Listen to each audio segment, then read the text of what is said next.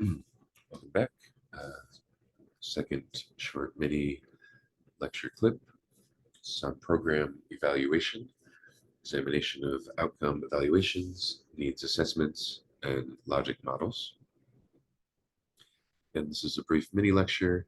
Uh, Professor Gallucci, your research course, meant to supplement the material that you've received from your professor around program evaluation and program assessment research. So what is program evaluation? Well, a program, in this case, is an organized collection of activities designed to reach certain objectives. And that will be a part of your offering, either in a private or non-private practice.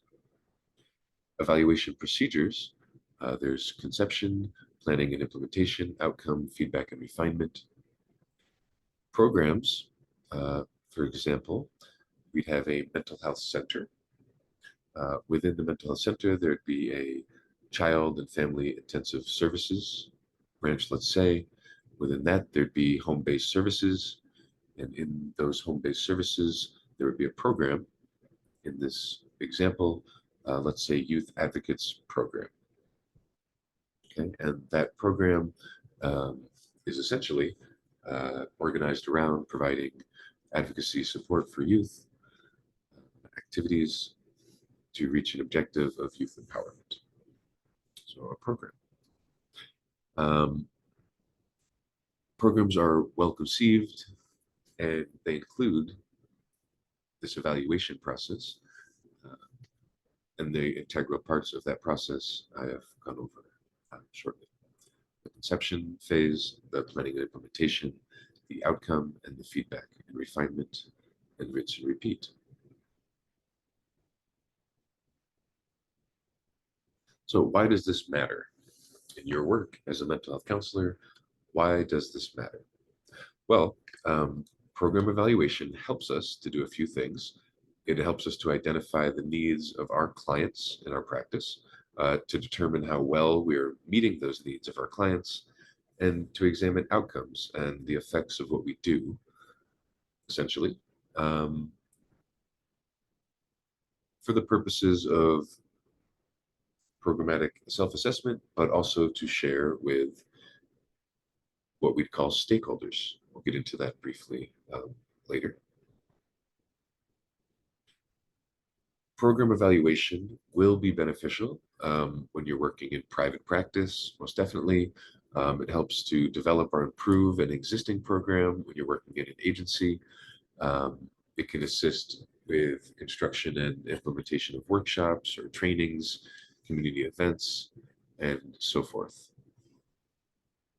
So the applications are broad, but mainly in your private practice or developing and improving existing programs within an agency are the way that you will interface with program evaluation. So there's types of evaluation. The two types we'll speak on here briefly are formative evaluation and summative evaluation. Formative refers to any step that helps to form or improve a program. And summative evaluation refers to the results of the program, such as the outcomes or the impacts. So stakeholders, I mentioned them briefly. Who are stakeholders? They are decision makers often. Um, those would be funders of programs, board members, policymakers in the community and such, or within the organization. Two, those involved in implementing a program. So program developers, administrators, admin staff, direct service personnel. Three, intended beneficiaries of the program. In your case, this would be the clients, mainly consumers, family members, depending on where you're working, students, community organizations. And four, those disadvantaged by the program. The underperformers in the program, competitors, both from within or outside the program, and those who stand to lose power through examination of the status quo. So it's an interesting concept to consider, but those who are disadvantaged by the program also hold stake in it. So before doing an evaluation, it is good to ask yourself a few questions, mainly around clarification of program goals and objectives, um, to see if your assessments of your program are around whether or not your program is likely to meet the goals or objectives that you have established. Um, Developing a programmatic theory, let's say, and we'll talk about logic models later, but there's outcome measures as well that are relative here. Stakeholder awareness, understanding, and interest in the program, so engaging with the stakeholders, and around program modifications. Okay, so before doing an evaluation, we can ask these questions. What are the objectives of the program? And again, objective is a goal. The goal of the program, are they going to be shared to and by stakeholders? Are the objectives measurable, etc.? Here on your on the slide.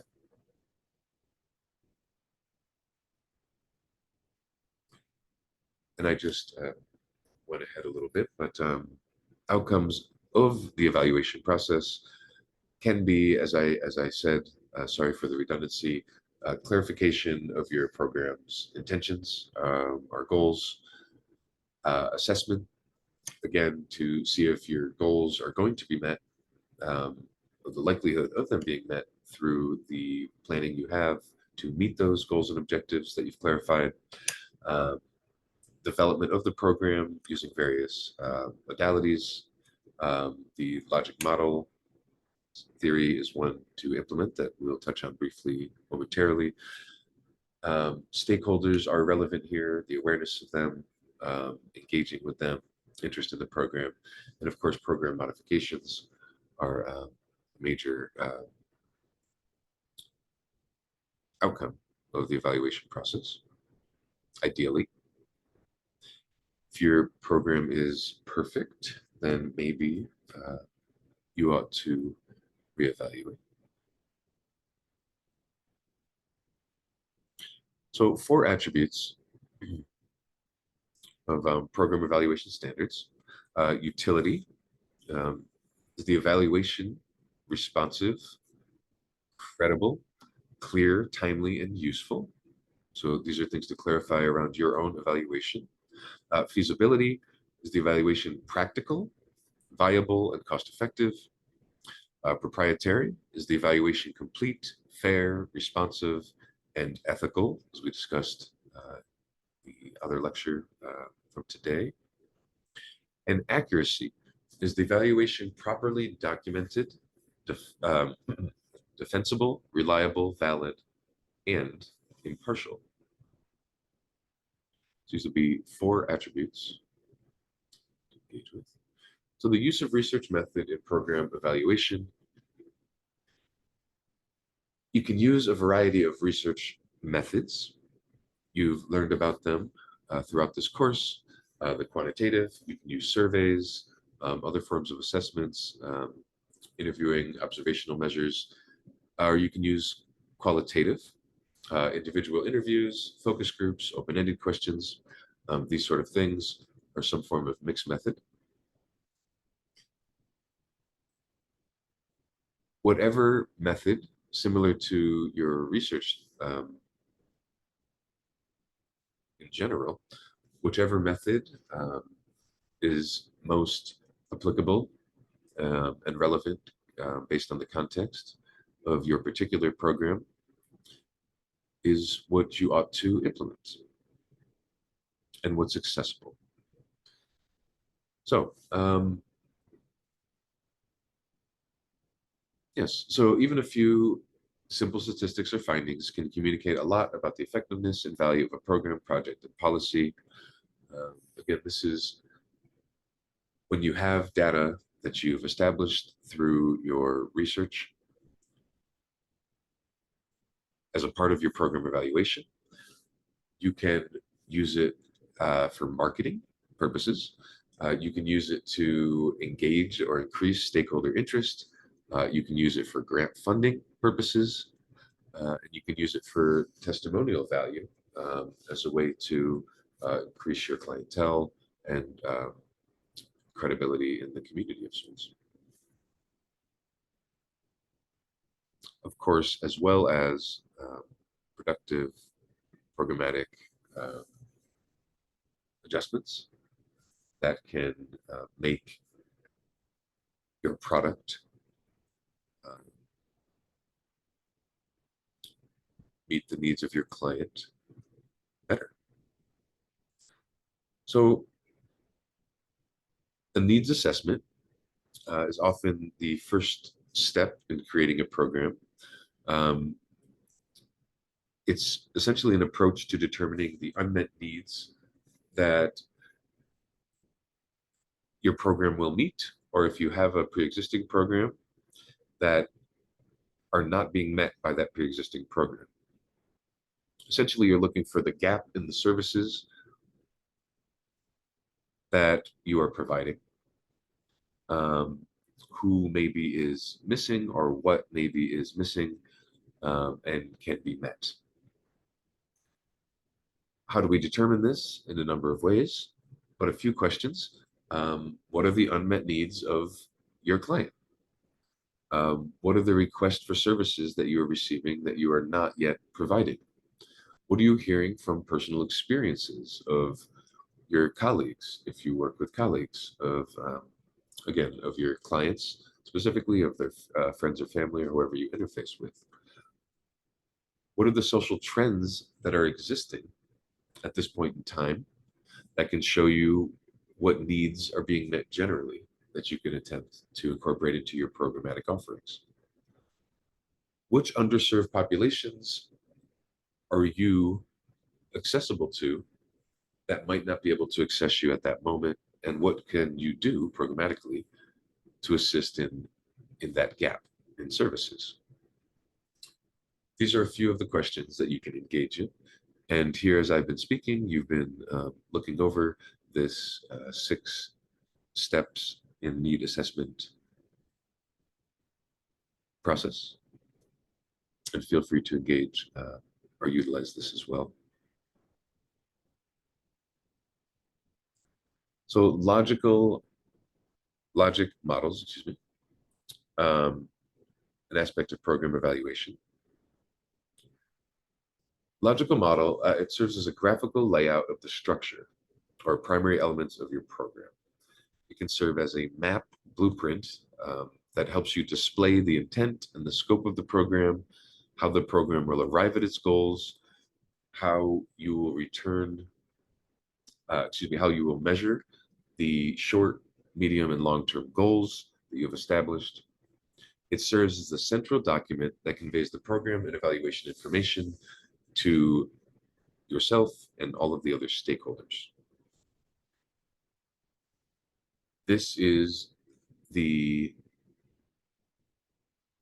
tool of language and having a common language to communicate around the common goals so that people who and yourself know how to intersect themselves into the process of providing astute and excellent service and product. Here is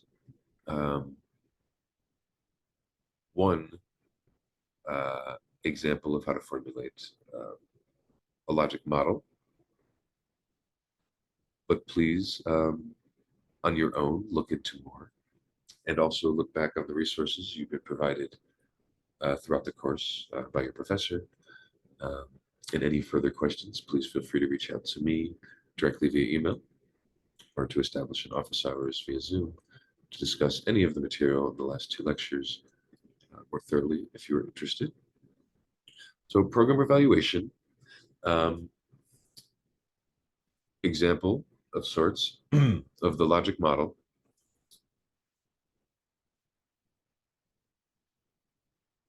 If you look here, you have the inputs, you have the activities, the outputs, the initial outcomes, the intermediate outcomes, and the ultimate outcomes. So those tiered measurements that we just discussed in the logical model. I'll give you a moment to look over some of the various ways um, that the goals and assessments are implemented in this model. This was based on a supportive housing approach from 2020. This was the way that they made graphic the structure, the primary elements of the program, the scope of the program, uh, and some of the measurement as well, the initial, intermediate, and ultimate outcome measurements.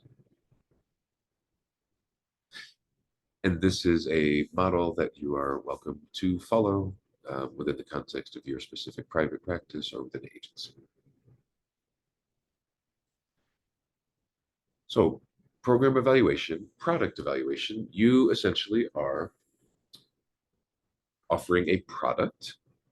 That product is mental health counseling services, let's say, for the context of this discussion or lecture. In regards to a summative evaluation, you will be looking at short-term, medium-term, and long-term outcomes. In regards to evaluation of your product, so if you're providing of mental health services to your clients, you will be implementing cost-benefit analysis, cost-effectiveness analysis. You will be evaluating whether your program or whether your mental health counseling services are reaching your target audience, and whether your goals of your mental health counseling program or provision is successful according to the goals that you established, and the impact on the folks that you intend to serve. The product evaluation process can essentially help you to answer these two crucial questions, which are at the root of program assessment research being utilized in program evaluation for the benefit of your client. And these are the two questions. Are we doing what we say we are in your private practice? Am I doing what I say I'm doing? And how can I or how can we improve? That's at the crux of it. Here is laid out. Research question example. Did the program impact participant self-esteem? Say your hypothesis. The program will have statistically significant effects on participant self-esteem. Your data source are the participants themselves. You'll collect this data using survey method. And here is a tool that you'll implement with the method, form of methodology, the Cropper-Smith Self-Esteem Inventory, the CSEI.